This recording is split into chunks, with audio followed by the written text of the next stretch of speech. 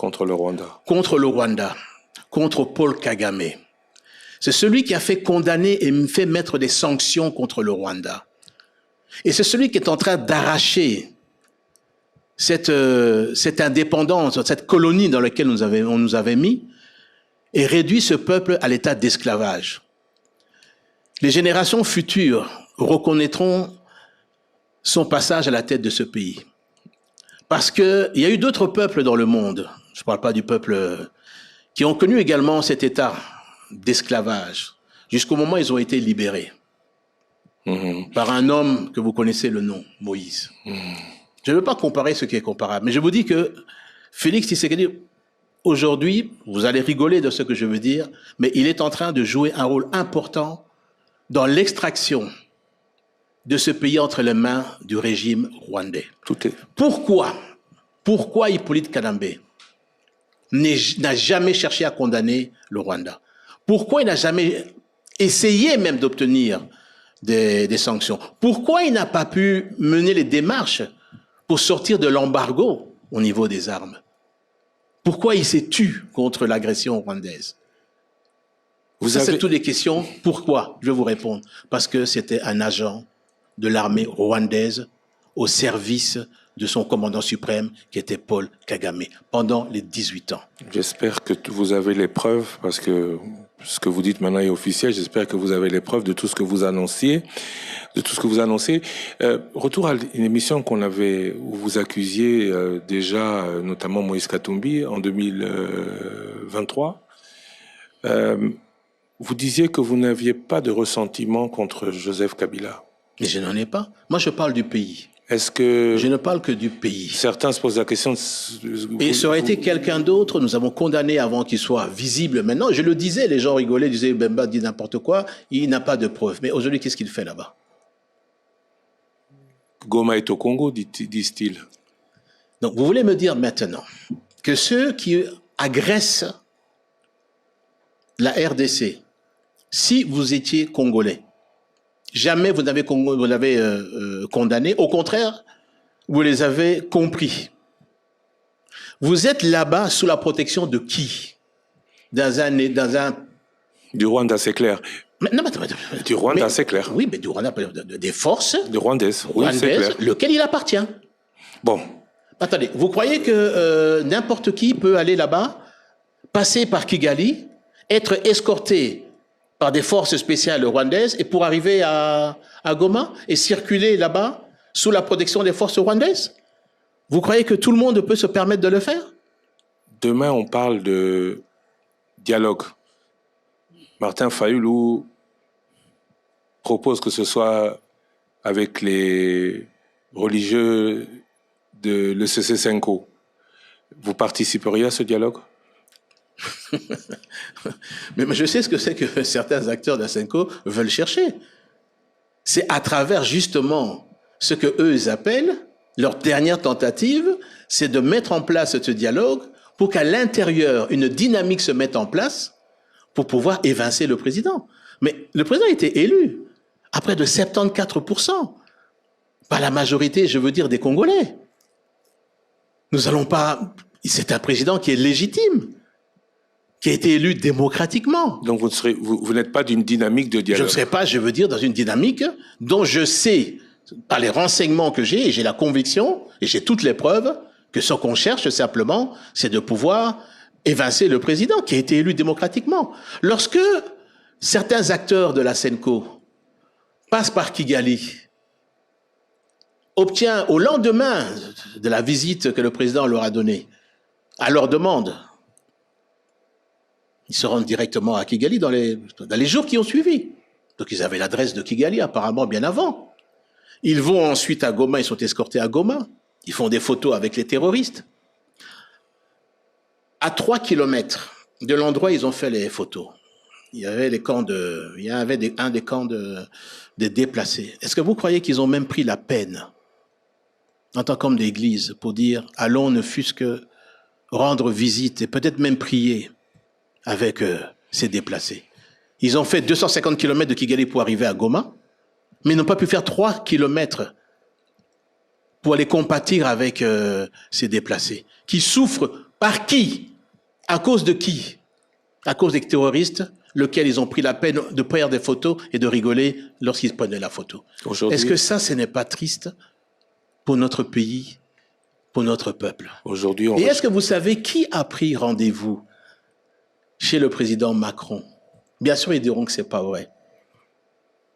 Pour nos fameux hommes politiques en robe. C'est qui? Président Kagame. C'est président Kagame qui a pris rendez-vous auprès du président Macron pour recevoir... Pour qu'il soit reçu. Ça, vous avez la preuve. Ce qu'on appelle les renseignements, oui.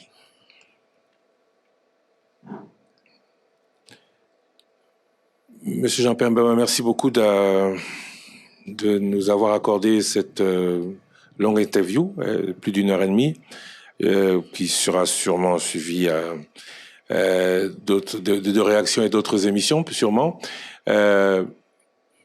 Quid de la justice? Vous avez des renseignements, vous avez des preuves. Si rien n'est fait du côté de la justice, que doit-on penser? Coup d'épée dans l'eau, annonce... Mais vous savez qu'il y a une question que des juristes devraient se poser. Lorsque un président prête serment sous un faux nom, qu'est-ce qu'il advient? Est-ce que cette élection ou cette prestation de serment peut-elle être annulée? Vous parlez de Joseph Kabila. Je parle de Hippolyte Kanambe.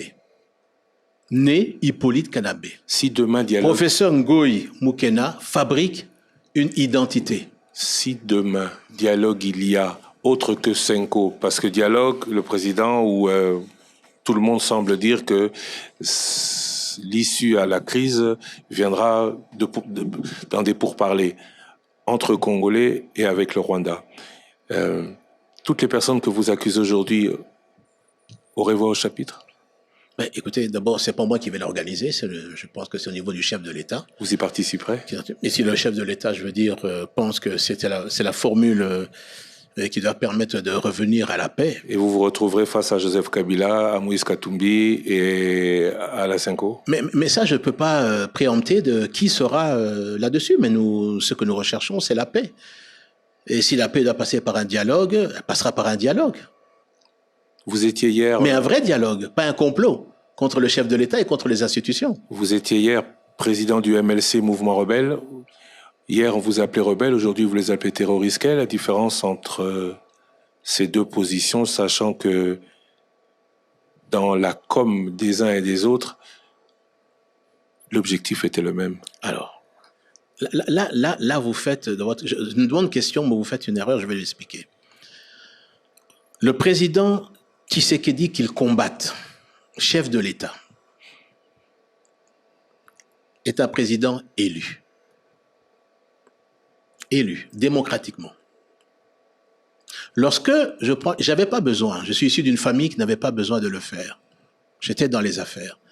Mais j'ai été révolté lorsque, en chassant le président Mobutu, ce qui arrivait après, et je crois que tout le monde a compris aujourd'hui, c'était une colonisation de notre pays par le Rwanda.